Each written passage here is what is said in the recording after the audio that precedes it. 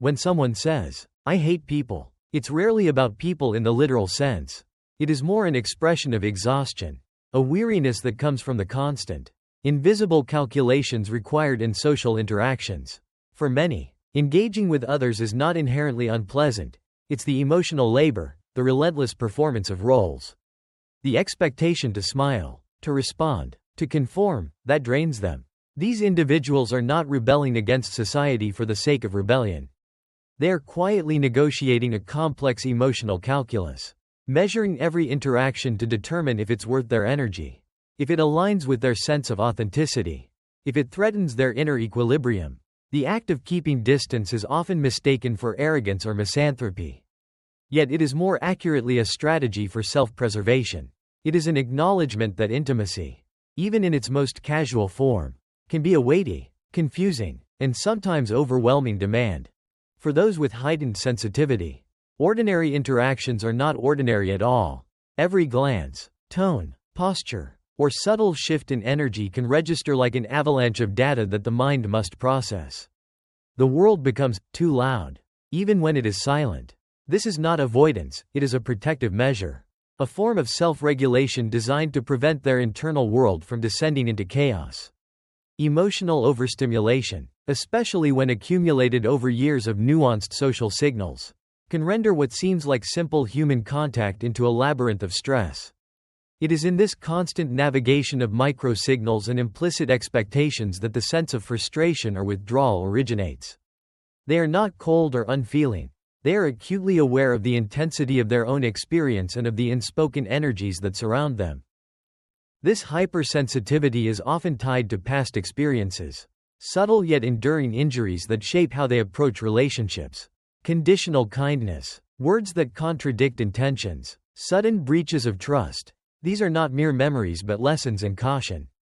Through repeated exposure, they learn that self-protection sometimes requires stepping back, maintaining a safe distance from the unpredictable demands of others. Social norms, which celebrate constant friendliness, openness, and availability, can feel performative and exhausting, creating a tension between innate desire for connection and the reality of overtaxed emotional resources. Yet, paradoxically, those who claim to hate people often crave deep, authentic human connection more than anyone. They long for conversations that are unpressured, companionship that is genuine without being performative, and proximity that is comforting rather than draining. Because such connections are rare, they choose temporary solitude over shallow, unsatisfying interactions. Their distance is not a rejection of humanity. It is a choice to preserve the possibility of meaningful relationships. A pause to protect the self until the right circumstances arise. This tension between longing and withdrawal lays the foundation for a unique form of self-protection, a mechanism I call protective detachment. Protective detachment is the subtle art of guarding one's inner world without closing it off entirely. It is not born from anger or disdain, but from a careful, almost instinctive assessment of safety. Each interaction is unconsciously evaluated. Is this person genuine? Do they demand more than I can give without losing myself? Will being close to them deplete my emotional resources? Over time, these assessments become habitual, forming a natural inclination to step back before fully engaging. What outsiders might interpret as aloofness or indifference is, in truth, a finely tuned self-defense mechanism. It is a shield against emotional depletion, a way of ensuring that the rich, intricate life within remains intact and vibrant. For those who experience life through this lens, solitude is not emptiness, it is abundance. Their inner world teems with ideas, reflections, memories, and imagination, a universe far more stimulating than the noisy, unpredictable external world. Being pulled too abruptly into social obligations or forced proximity can feel invasive, almost as if the sanctity of their inner life has been breached. They are not rejecting others, they are protecting a delicate ecosystem of thought and feeling that requires care and intentional boundaries. Distance, then, is not a statement of contempt but a necessary condition for maintaining emotional and mental integrity. Paradoxically, this deep internal richness is accompanied by a profound capacity for empathy. Many of these individuals experience the emotions of others as if they were their own, a phenomenon that can easily lead to emotional overflow. The The same sensitivity that makes casual social interactions overwhelming also allows for an extraordinary, quiet attentiveness to the people they trust.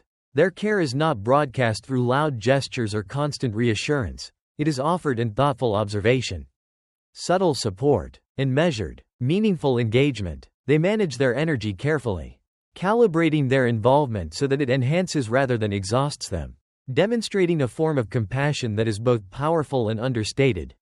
Yet, for simplicity or self-preservation, the complex experience of emotional overstimulation is often summarized in blunt statements.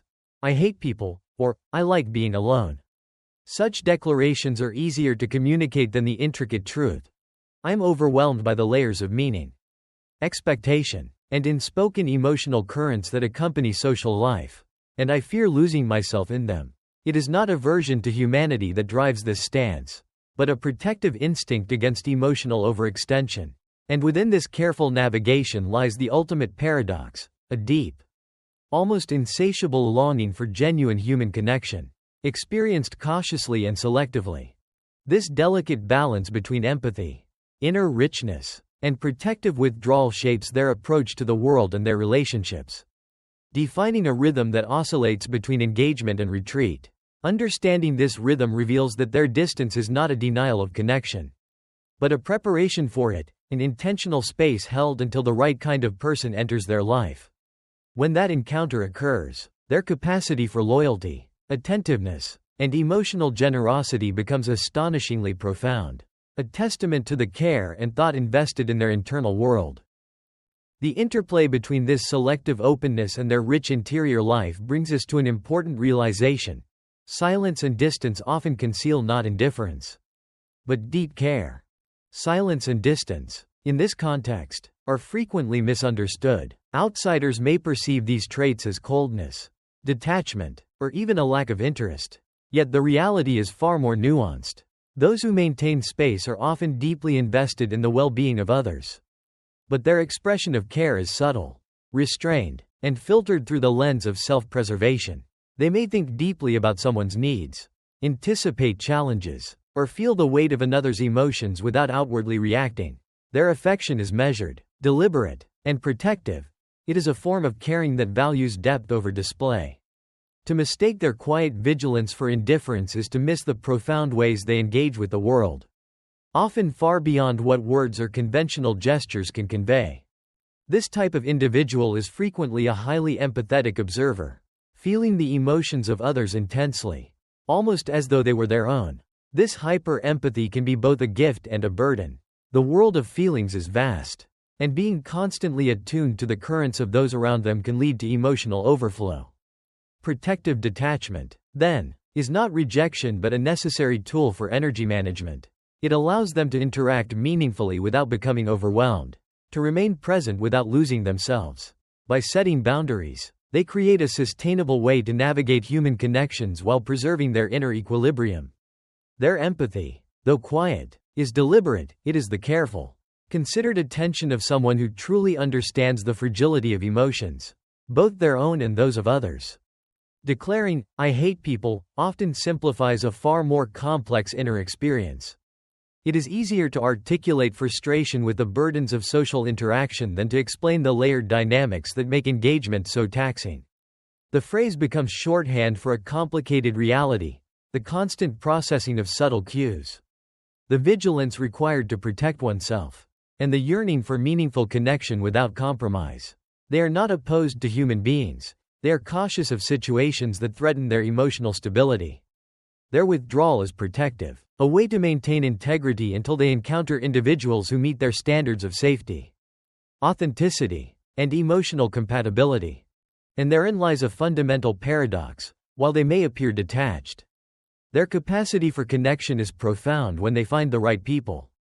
In the presence of someone who does not demand performance, who does not misinterpret silence, who honors boundaries and respects authenticity, they flourish. They become attentive listeners, loyal friends, and deeply generous companions. Their bonds are not superficial. They are forged from careful selection and mutual respect.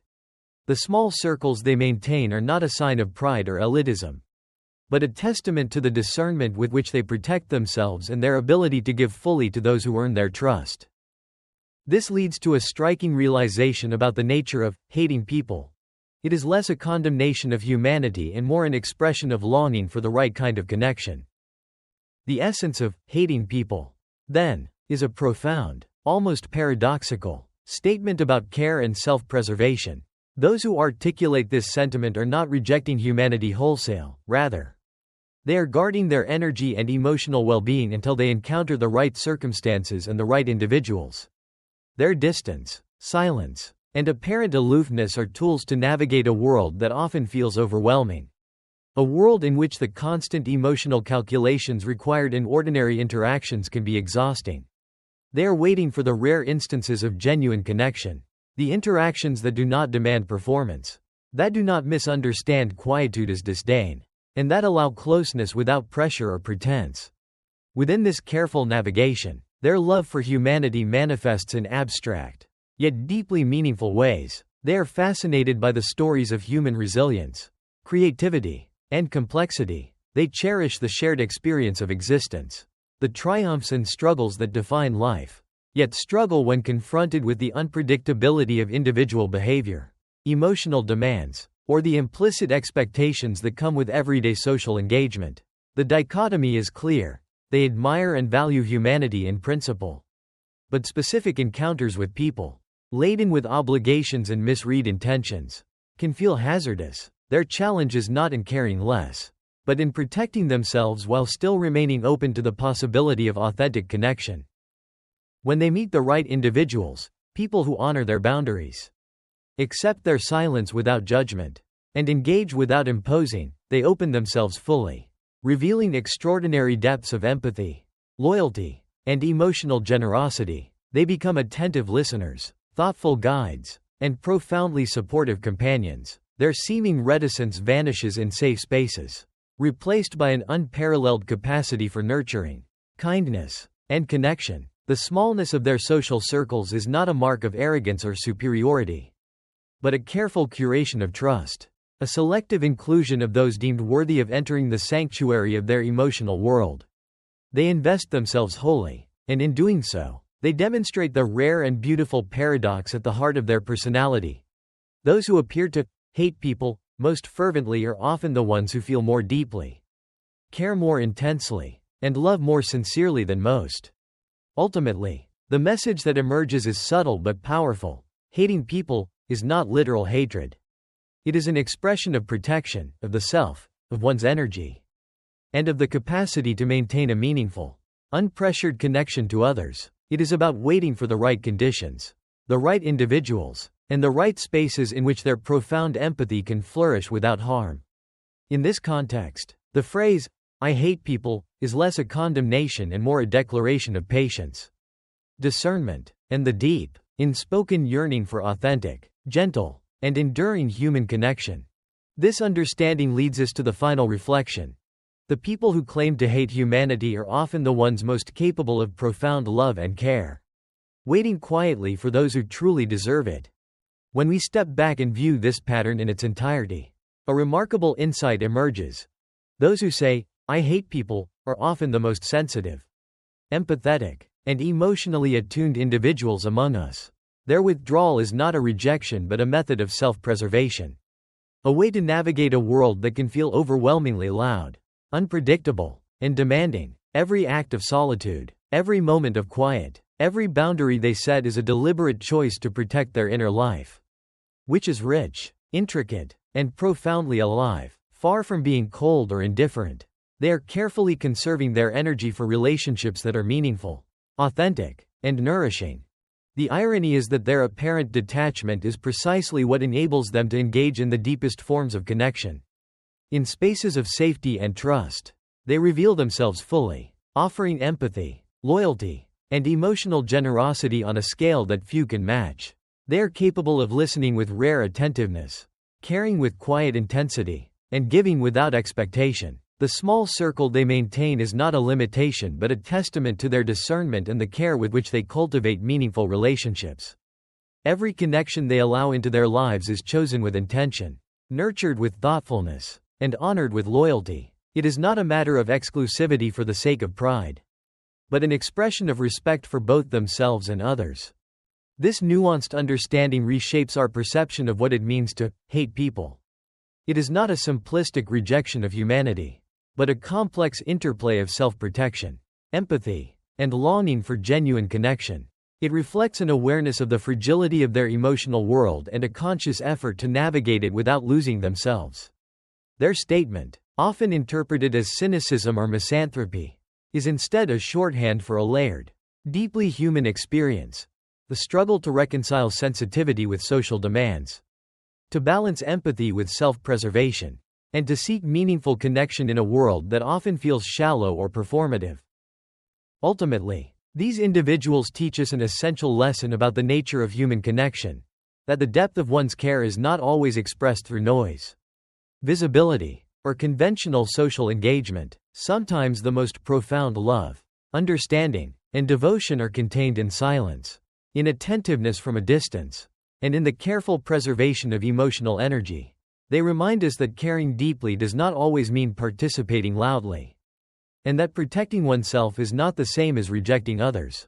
They are not rejecting humanity, they are waiting for the right humanity to appear, one that allows them to give fully without compromise. In the end, those who appear to hate people are often those who feel humanity most acutely.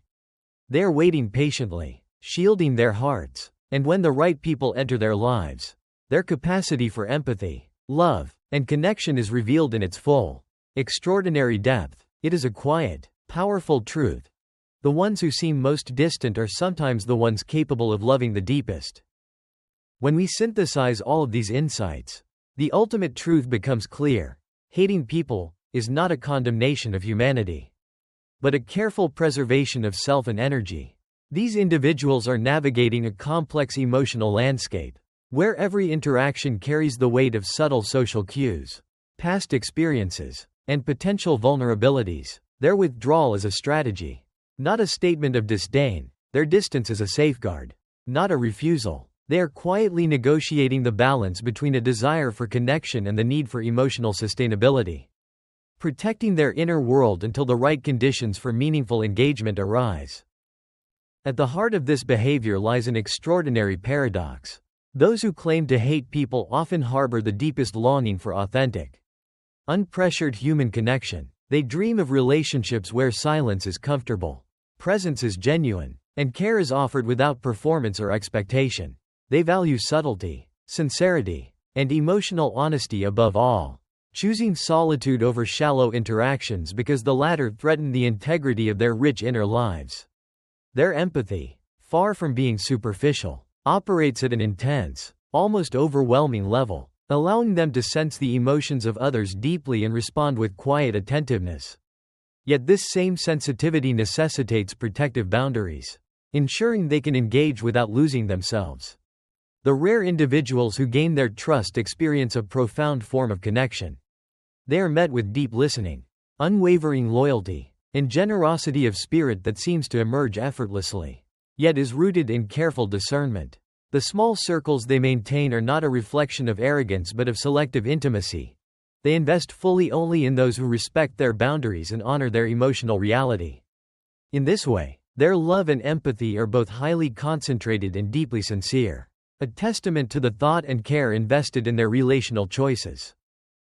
Ultimately, the phrase, "I hate people," is a shorthand for a far more intricate experience: the challenge of living sensitively in a world that often overwhelms, the effort to preserve one's inner life while seeking connection, and the quiet yearning for relationships that honor both depth and authenticity.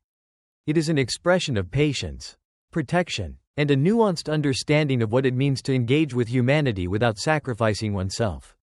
They are not opposed to people. They are waiting for the right people, the ones who will allow them to reveal their capacity for extraordinary empathy, love, and care. In conclusion, the individuals who seem to hate people the most are often those who feel humanity most profoundly. Their apparent distance, silence, and caution mask an inner world brimming with empathy, thoughtfulness, and longing for genuine connection. They are not rejecting humanity, they are preserving it. both within themselves and for those few rare individuals who will meet them with the same depth and authenticity. And when those people appear, their hearts open fully, revealing that what seemed like misanthropy was in fact a deep, patient, and extraordinary capacity for love all along.